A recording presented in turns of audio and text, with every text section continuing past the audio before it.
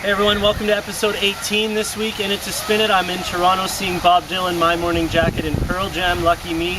So we're putting this episode up. We look at Tough Age, who recently signed to Mint Records coming out of Vancouver.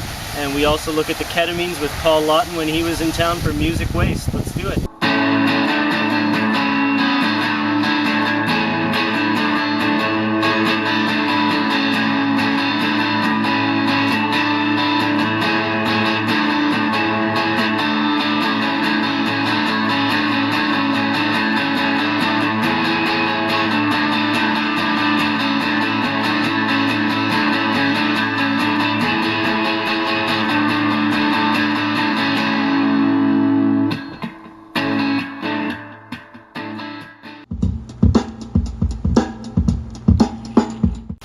So Paul Lawton brought the Ketamines and the Zebra's Ears recently to Vancouver. I had a chance to catch up with him and talk all things Ketamines.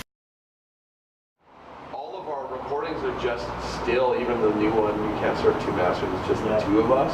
Oh, and we collaborate. So that's you guys, just two studios. It's just the two of us. So I have a studio set up with like mics and fun stuff. And he has one too. You get that raw sound, right? That's right. And I mean, almost all of the music comes from James. Yeah.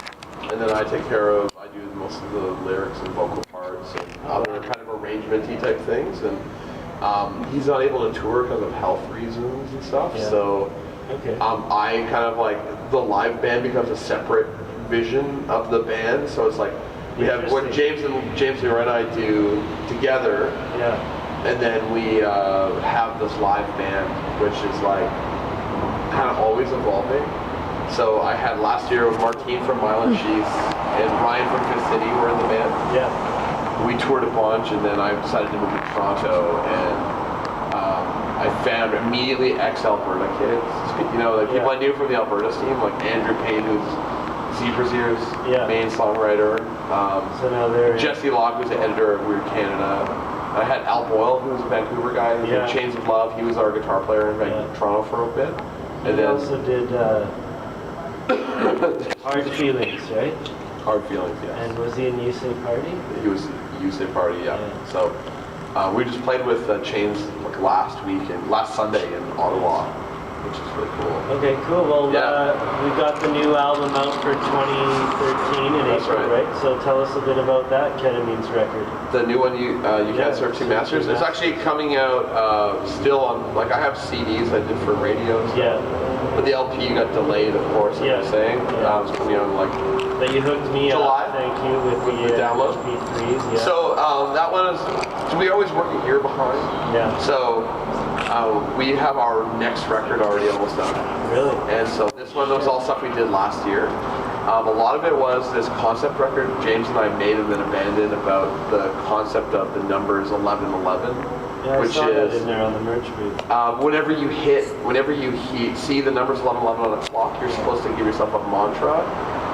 Love yourself, honor yourself, respect yourself. That's Spirit Rebellion. Spirit Rebellion time, yeah. Nice. And then a lot of the lyrics from that record just lifted right from conspiracy message boards about 1111 that kind of were like really speaking to me, I guess, at the time, because I went through like a weird emotional, mental time after I moved, and it was just kind of crazy. And then it was kind of like all of these songs were kind of like mine and James, like kind of rehabilitation of like, what's this mean now that I'm across the country?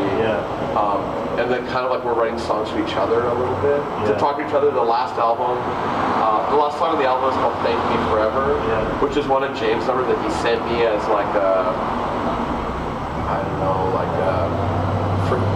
act of forgiveness and openness towards each other. You know, it's like we get kind of like weird and like kind of, because he and I are like, we've known each other. He's like my kid brother, and we've been playing. I had him in my first band in high school, and he was in grade 8, and I was in grade 10. So we kind of brought him up from junior high, and he was hanging out with us, and then it was just like, we've known each other for so long that it's like, we just naturally have this language that, you know, we talk on the phone and it'll just be like about stupid stuff, and then we tell each other what we really want to say through the songs. And it's like one of my longest life lifelong relationships. I Cool. guess. Well, that's an interesting aspect of the ketamines I did not know about. Let's get real deep. So the time has come to take a look at part 2 of our conversation with Jarrett since Apollo Ghost disbanded last May. Exciting stuff for him and Tough Age. They got signed to Mint Records. Let's see what he had to say.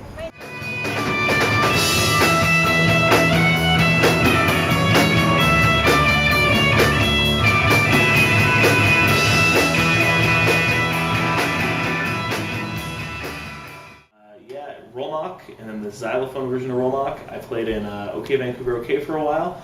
Played in Collapsing Opposites for a few years.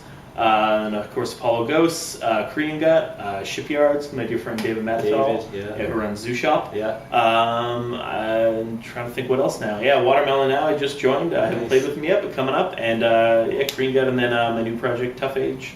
And there's definitely more that I'm not thinking of. I sat down. Cool.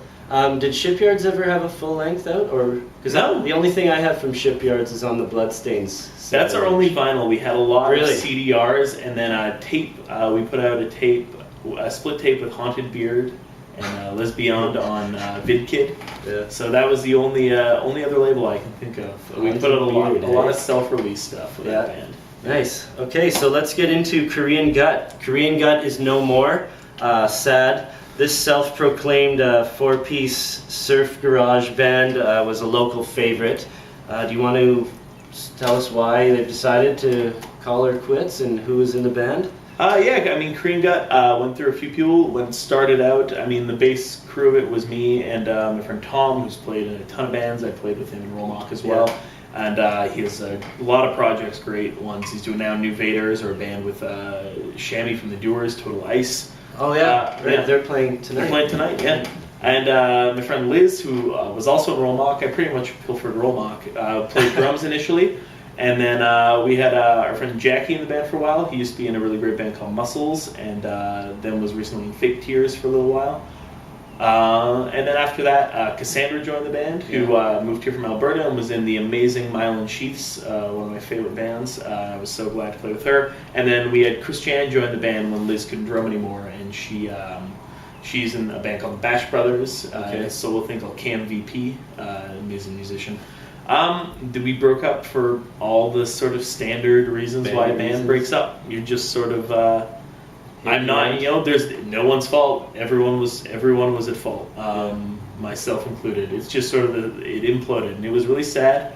It just wasn't working. I don't think it's a standard band thing where we're getting a lot of stuff together, but there's no one to blame. I certainly did a lot of wrong things, and other people did wrong things, and I think it was more so just it was the time. You look at it and you're like thinking about it, and all it was going to lead to was sort of a situation where people didn't like each other, and I'd always rather have those people as my friends than have a band. Because some of my favorite people in the world in that band, and rather have it stay that way. Good. Yeah. Well, you guys were a tremendous live act. I got to see you, I think, just one time at the Ketamines Music Waste, Pat's Pub, B.A. Johnson, Ketamines. You guys, fantastic lineup. We've got a 7-inch here from my collection that survived a mosh pit. I think it's a little beat up. No, don't worry. You can just put it in there. This is the Your Misery Is Our Benefit 7-inch, and what were these limited to? I think the first thing that was 300. Our friends Paul and Evan did that. Paul from Ketamines, they put it out on their label Mammoth Cave, which was a real thrill. And we recorded it with Paul in Lethbridge, the 7-inch tracks. It's I don't know, it's weird. It's a weird feeling. That was my first record that came out with songs I wrote on it. Oh, wow. It was my record, so it always means a lot to me. Nice. There's great surf sort of tunes on this. You Want, or If You Want, and The Creeper I like. I just listened to it again before you got here. So that puts Korean Gut to rest, and... that's it. Yeah, that's it. The next project, which is exciting and new for you, is called Tough Age, right? Tell us how this was formed and who you've got in that great band. Korean Gut ended, and I just wanted to keep going, and I felt like the momentum had really been building, and I didn't want to lose it, so I just wanted to hit the ground running. So I enlisted some friends of mine, my friend Loren, who used to be in a wonderful band in Victoria called Witch Baby, and she just moved here, and she's got this amazing presence, and I knew that she was looking for a band. She told me this horrible story in the street outside of Lanaloo's. We were at the Collapsing Opposites reunion show, our 10th anniversary show, and she said that she had auditioned for a band and they didn't like her because she was too tough. Really? Like she was too rough. She played the bass too scuzzy. And I was just like, that's what I want. Yeah, that sounds like the best kind of bass player. So I got her on board right away. My girlfriend Penny is in the band with me. Oh, really? Yeah, it was her first Very band cool. ever, and I knew she played the guitar. Nice. And I really wanted to do something with her, and so she's playing rhythm guitar, and she's really risen to it. Like from not knowing how to set up an amp to just being completely on the ball and just like a rock. Like I can just solo and not worry about it. Wow, that's really cool. And my friend Chris Martell playing drums, who's in has a project called No Band and is in another band called Sightlines.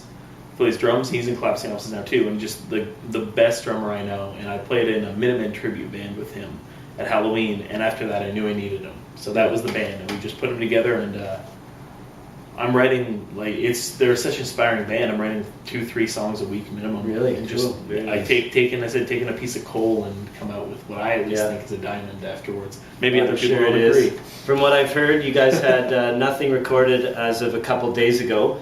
But you tell us about how you recorded your first demo. It's kind of interesting. We had to get some demo recordings up. We submitted the Sled, and I was mostly relying on some of the old Cream Gut recordings that are songs we carried over, because we carried over some of the unreleased songs that I wrote. And then Music Waste. We really want to play Music Waste. It's my favorite festival. I mean, who knows if we get in?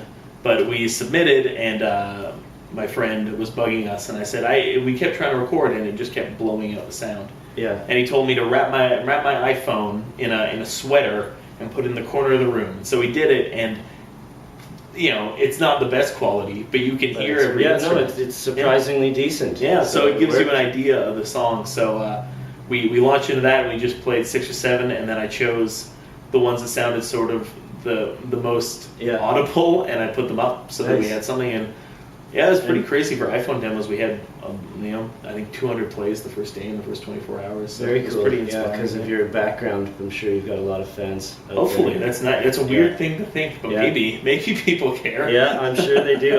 We're one of them right here. So how many shows under the belt thus far for Tough Age? I think it is actually 3. I think we've played 3 so far. And 4th tomorrow night. 4th tomorrow night, at a sushi restaurant. Yeah, it is Simply Delicious Sushi. An incredible lineup of bands, by the way. So what's planned releases for Tough Age? Have you got vinyl coming or on a label? I want to, the one thing I want to do in this band is learn from my mistakes in the Cream Gut. So I want to tour right away and release right away. So we're going to be recording the full-length record this month and just putting full-length record out. Yeah, hopefully there's talk we might do a split 7-inch with Pleasure Cruise.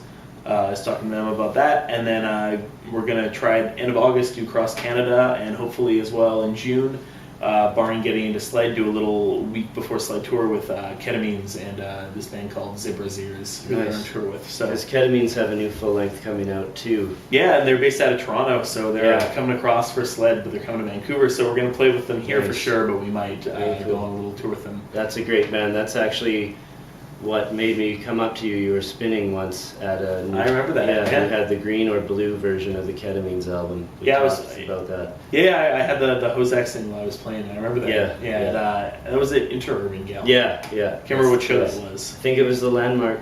It might have been, I was DJing in that one, yeah. Okay, so of those demos, I heard a few songs I liked. Do you want to send it into... songs for the people to hear, Tough Age? Sure, listen to Tough Age. Do it. Okay. Listen to the band. Listen to the song, We're Both to Blame. That's the one. Let's hear it. Here we go. We're Tough Age. Thanks so much.